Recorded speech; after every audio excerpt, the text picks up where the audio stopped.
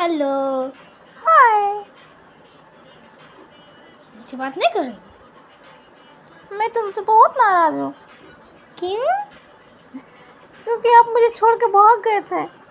वो तो दुकान गए थे। फिर भी मुझे बहुत बुरा लगा भैया।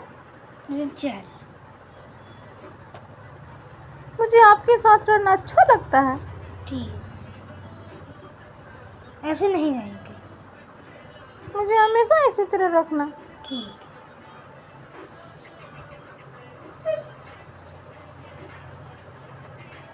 सुनो हम्म। सच्चे गाना गा।